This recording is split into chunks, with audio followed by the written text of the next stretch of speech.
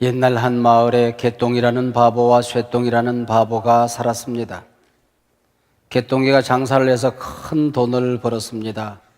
이 돈을 어디에 감출까 고민하다 뒷동산에 묻었습니다. 그리고 누가 훔쳐가면 어떡하나 싶어서 팻말을 써붙였습니다. 여기 내 돈 안 묻었다. 개똥이 그렇게 써놨어요. 쇠똥이가 뒷동산에 올라서 보니까 개똥이가 여기 돈을 안 묻었다고 써놨습니다. 그럼 뭘 묻었을까 궁금해서 파보았더니 큰 돈다발이 나와서 가지고 오다가 생각했습니다. 개똥이가 나를 가만 안 둘 텐데, 그래서 팻말을 써붙였습니다. 내가 돈 안 가져갔다. 쇠똥이 그렇게 써붙여놨어요. 개똥이가 돈이 필요해서 뒷동산에 올라가 봤더니 쇠똥이가 돈을 안 가져갔다고 써놨습니다.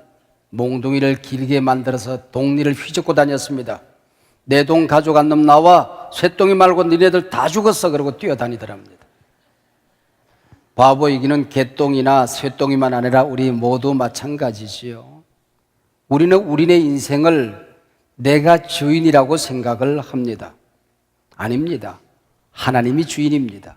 생명을 주신 분도, 시간을 주신 분도, 내가 누리는 모든 환경을 주신 분도 오직 하나님이십니다. 내 재주만 있으면 돈을 벌 수 있다고 생각합니다. 그리고 번 돈은 제가 잘 관리할 수 있을 것이라고 착각을 합니다. 그리고 내 돈은 내가 마음껏 쓸 수 있을 것이라고 생각합니다. 바보들이지요. 하나님이 복을 주셔야 우리가 살아갈 수 있는 것이고, 하나님이 내 생명, 내 환경, 내 물질 관리할 수 있는 능력을 주셔야, 은혜를 주셔야 가능한 것이고, 우리의 인생 하나님의 뜻대로 살아야 한다는 것입니다. 여러분, 이 세상 좀 더 협의적으로 얘기를 해서 물질은 선한 것일까요? 악한 것일까요? 자동차를 운전하다 보면 뉴트럴 중립이라고 하는 곳이 있습니다. 바로 중성적인 것, 이게 물질입니다. 칼과 같아서 누가 들었느냐, 누가 사용하느냐에 따라서 살리기도 하고 죽이기도 하는 것입니다. 우리가 건강한 삶을 살기 위해서는 하나님과의 관계가 건강해야 됩니다. 사람들과의 관계가 건강해야 합니다. 그리고 세상 물질과의 관계가 건강해야 됩니다. 그것이 건강한 인격이고 건강한 신앙이라고 하는 것입니다. 성경은 물질을 죄악시하지 않았습니다. 성경은 물질을 정죄한 곳이 없습니다. 물질, 예수 믿으면 물질이 필요 없다, 돈이 필요 없다라고 말한 것도 없습니다. 가난을 덕이라거나 가난을 선이라고 얘기한 것도 없습니다. 부자를 선이나 또 덕이라고 말하지도 않았습니다. 그러나 물질이 하나님 앞에 쓰임받을 때에 그것이 또한 얼마나 근사한 것인가도 성경이 우리에게 가르쳐주고 있습니다. 그래서 우리는 바르게 벌어야 됩니다. 바르게 성경적으로 관리하는 법을 알아야 됩니다. 그리고 하나님의 뜻을 따라서 바르게 사용하고 쓰임받는 원리도 알아야 하는 것입니다. 그래서 성경은 물질을 우상화하지 말라 그랬습니다. 이 돈이라고 하는 것은 얼마나 힘이 있는지 돈, 만몬이라고 얘기했습니다. 성경에서는 돈 귀신이라고 하는 말을 쓰고 있습니다. 하나님과 돈을 겸하여 섬길 수 없다. 무슨 얘기일까요? 돈은 하나님하고 맞짱을 뜰 만큼 우리에게 대단한 권세를 부릴 수 있는 힘이 있더라고 하는 것이죠. 그렇기 때문에 이 돈 관리를 잘 해야 하는 것입니다. 돈을 벌어본 사람은 버는 재미가 있대요.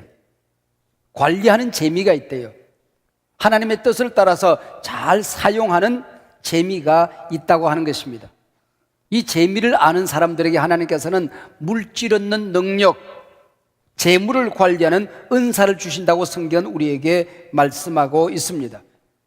그래서 성경은 보물을 하늘에 쌓아두라 그랬습니다. 거기는 도둑이 들지 않는다. 거기는 빼앗아가는 사람이 없다. 하나님을 믿고 하늘에 쌓으면, 하나님의 뜻대로 쓰면 하나님이 하늘에서 그 열매를 맺어서 우리에게 주신다는 것입니다. 보물은 옷이 보물이었습니다. 나만 장군이 와서 자기 병이 나았을 때에 선물을 내어놓을 때에 옷을 내어놓습니다. 아간이 여리고성을 점령하고 난 다음에 보물을 숨겼는데 장막 밑에 옷을 감추어 두는 것을 볼 수 있습니다. 곡식이 보물이었습니다. 예나 재나 화폐, 돈이 보물이었습니다.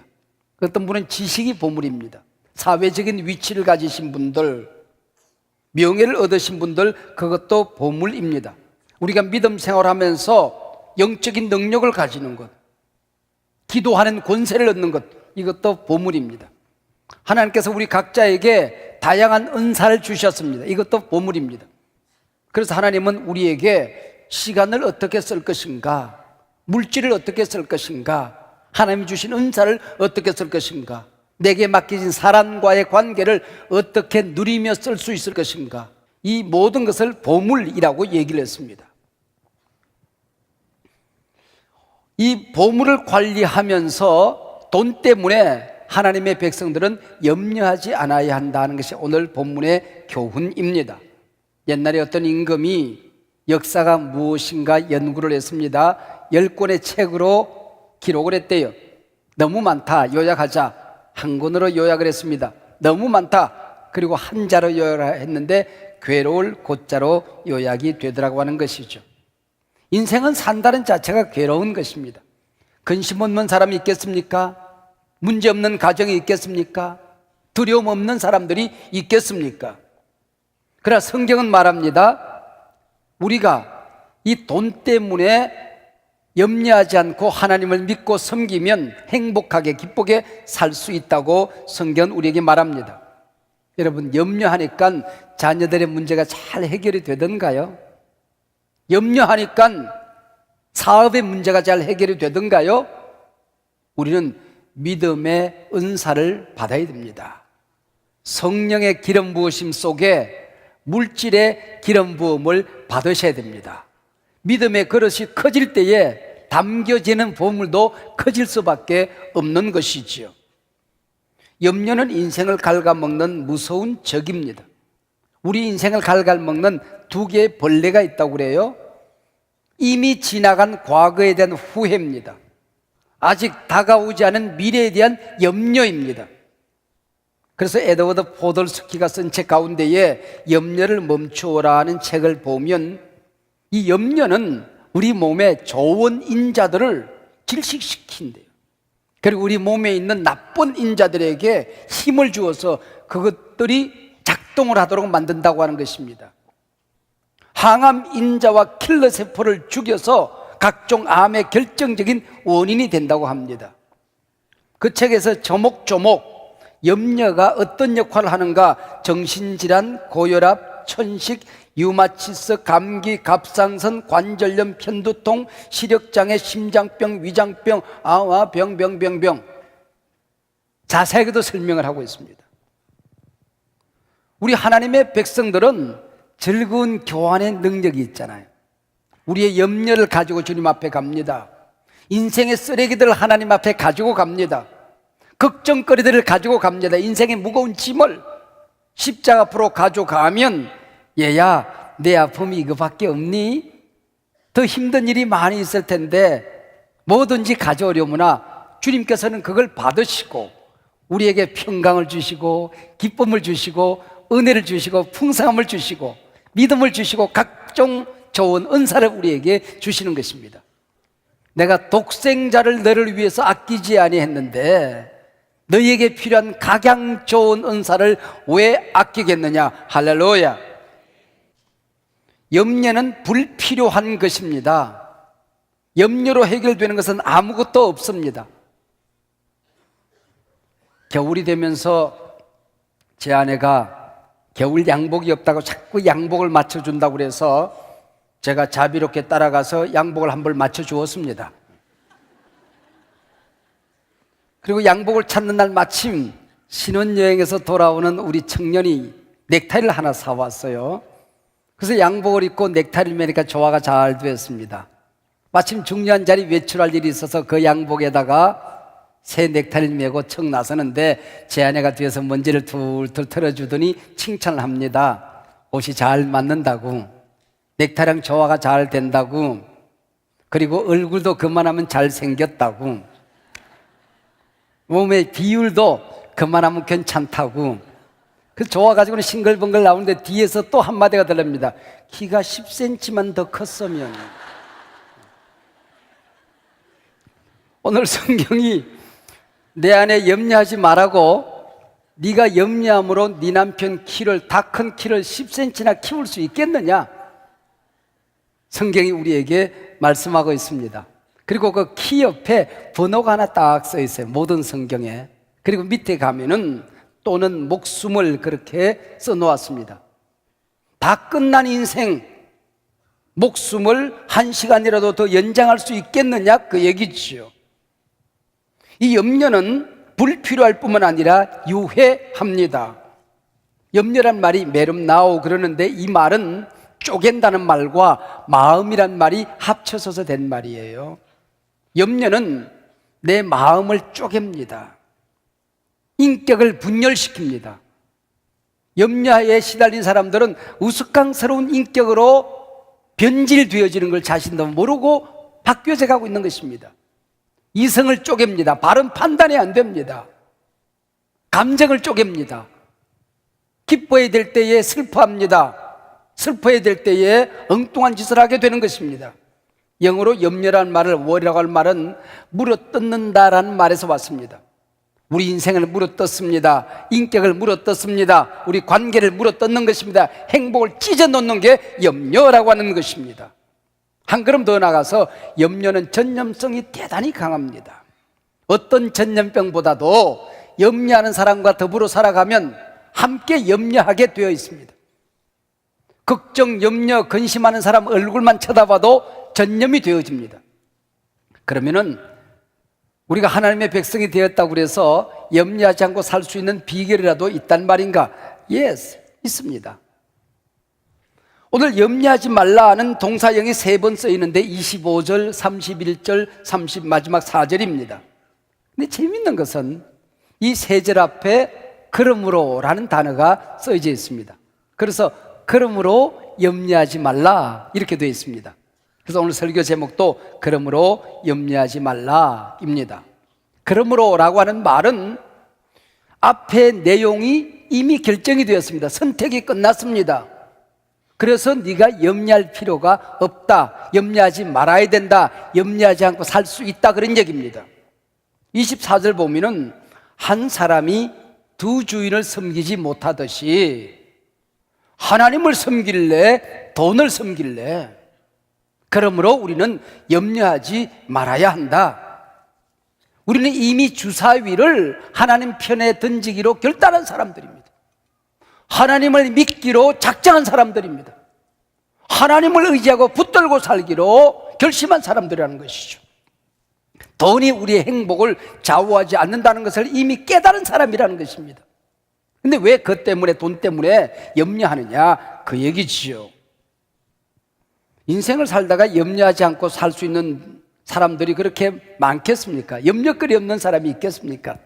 문제 없는 사람이 어디 있겠습니까? 아스 랭크라고 하는 사람이 토요일에 염려상자라는 얘기를 한 적이 있습니다. 하도 세상 살기가 힘들어서, 걱정거리가 너무 많아서, 무거운 인생의 짐이 너무 많아서 그 짐거리가 있을 때마다, 염려거리가 있을 때마다 자세하게 썼어요. 그리고 상자 속에 집어넣었어요. 하나님, 토요일까지만 맡아주세요. 그때 와서 제가 이걸 끄집어내서 하나님께 제가 기도할 거예요. 월요일도 화요일도. 그래서 염려거리가 수북이 쌓여져 있습니다. 그리고 토요일 오후 시간에 그 항아리를 들고 기도방에 들어가는 겁니다. 하나씩 끄집어내서 기도를 하는데 놀라웠게도 그 중에 40% 정도는 깨끗하게 해결이 되어져 있었습니다.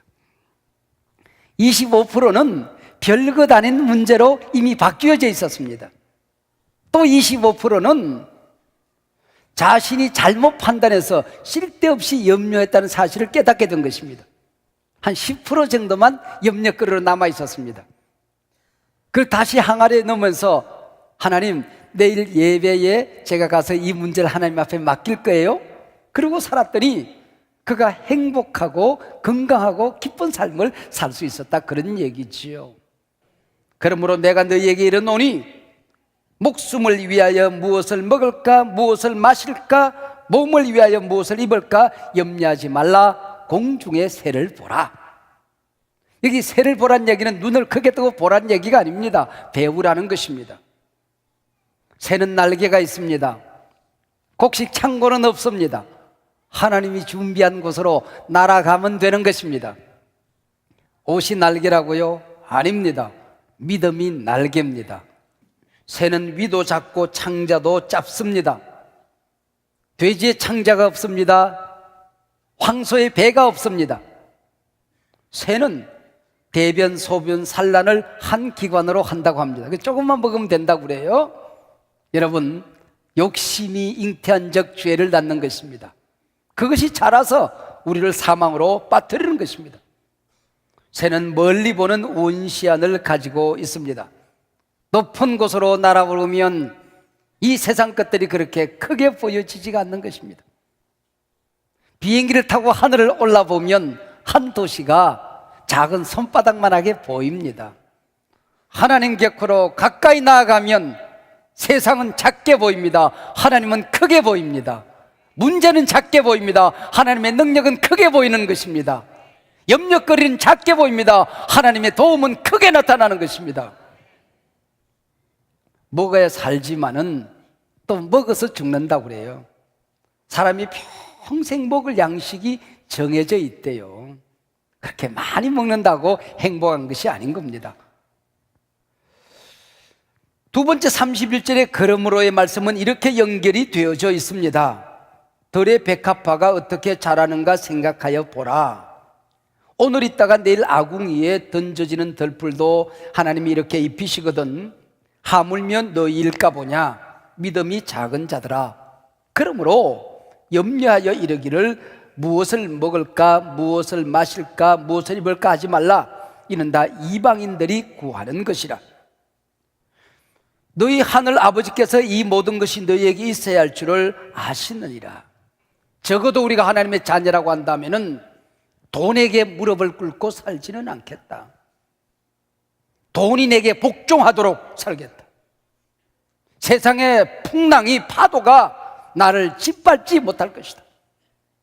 풍랑을 짓밟고 살아가는 난 제자로서 살아갈 것이다.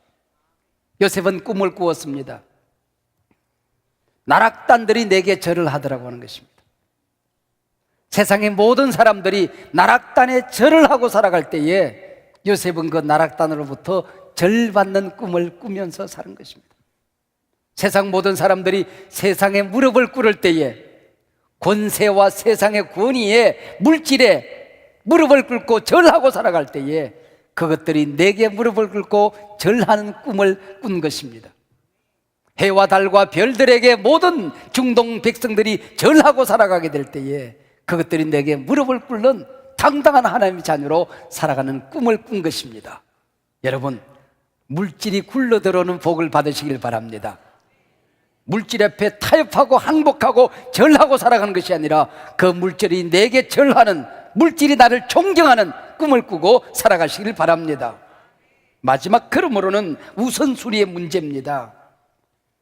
너희는 먼저 그의 나라와 그의 의를 구하라. 그리하면 이 모든 것을 너희에게 더하시리라. 그러므로 내일 일을 위하여 염려하지 말라. 내일 일은 내일이 염려할 것이요 한날의 괴로움은 그날의 족하니라. 참 재미있는 단어가 여기 나옵니다. 여러분 머릿속에 제가 읽었습니다마는 어쩌면 옛날 번역을 기억하고 내일 일은 내일 염려할 것이요 라고 들으신 분들이 있을 것입니다. 그러나 그렇게 안 되어 있습니다. 내일 일은 누가 염려할 것이요? 내일이 염려할 것이요. 여러분 사람이 염려해야지 내일이란 시간이 염려할 것이니까 너는 염려하지 말라. 이게 말이 안 되는데 말이 되는 겁니다. 내일 일어날 문제는 내일이란 시간 속에 하나님의 색다른 은혜가 있을 것이라는 것입니다. 일어나지도 않는 내일의 염려거리를 미리 끌어다가 염려하지 말라는 것이지요. 네가 해야 될 일은 먼저 그 나라와 그 의를 구하라는 것입니다.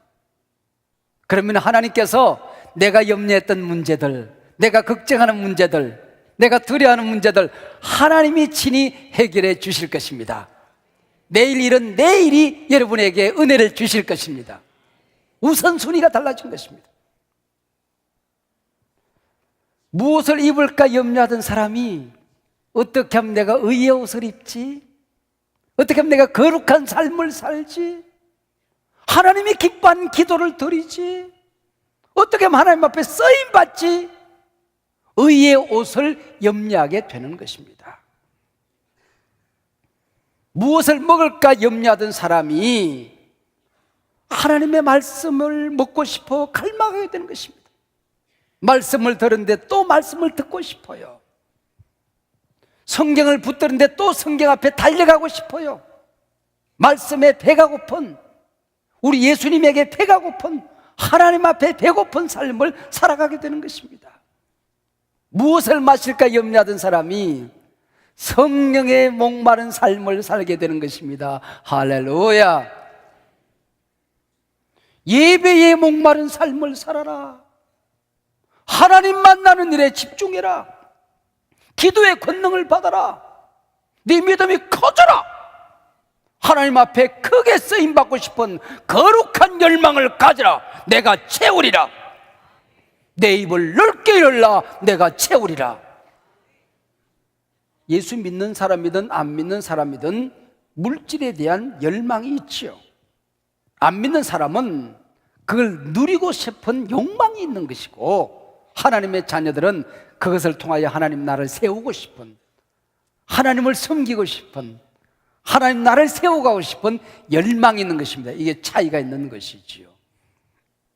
비성경적으로 욕심에 의하여 관리하다가 망하는 겁니다. 성경적으로 건강하게 돈과 물질을 관리하는 원리가 성경 안에 가득히 담겨져 있습니다. 그리고 어떻게 살아가는 것이 하나님이 기뻐하는 것인가? 하나님이 그저 주시는, 내가 짓지 않은 집을 짓고 얻고 내가 심지 않은 열매를 거두는 하나님의 복의 원리를 가르쳐 주는 것입니다. 여러분, 성경의 그 원리를 가르쳐 주는 거예요. 미국에서 가장 크게 쓰임받는 가문이 있다고 한다면 록펠러 가문이 그 가운데 하나일 것입니다. 그리고 가장 길게 할아버지, 아들, 손자, 정손대까지 끊임없이 쓰임받는 가문 중에 하나가 록펠러 가문이라고 합니다. 맨하탄 은행장을 지낸 데이비드 록펠러가, 그 할아버지 록펠러가 자기가 어릴 때에 그 손주들을 어떻게 제자 훈련을 시켰는가 하는 것을 기록한 내용이 자서전에 나옵니다. 할아버지 록펠러가 자기 손주들을 너무 귀여워하고 사랑해서, 너무 귀해서 어릴 때부터 제자 훈련을 시켰다는 거예요. 주일 아침이 되면 손주들을 불러 모아서 다 축복 기도를 하고 일주일 동안 사용할 용돈을 주었대요. 그리고 지난 일주일 동안 준 용돈을 어떻게 썼는가 할아버지에게 보고를 합니다. 하나님이 기뻐하는 대로, 할아버지가 가르쳐 준 대로 잘 사용한 아이들에게는 5센트씩 더 주는 겁니다. 그런데 만약에 11조를 띠먹은 놈이 있으면 깎아버리는 거야, 반을. 그리고 또 다른 11조를 반드시 다른 사람을 위하여, 불쌍한 사람을 위하여 써야 되는데 이웃을 돕는 일을 게으리했으면 또 깎는 거야. 주일 아침마다 할아버지에 가서 안수기도를 받고 용토를 받고 어떻게 사는지를 보고했던 우리의 손주들이 이름을 다 댑니다. 다 한 명이라도 걸씨가는 사람이 있느냐? 단 한 명이라도 비신앙적인 삶을 사는 사람이 있느냐? 단 한 명이라도 세상 앞에 모든 사람의 존경의 대상이 되지 못한 사람이 있느냐? 우리 할아버지가 우리에게 물려주신 것은 물질이 아니라 물질을 관리하는 지혜를 우리에게 물려주셨다라고 말하는 것입니다. 여러분, 자손대대에 이 복이 넘치기를 주의 이름으로 축복합니다.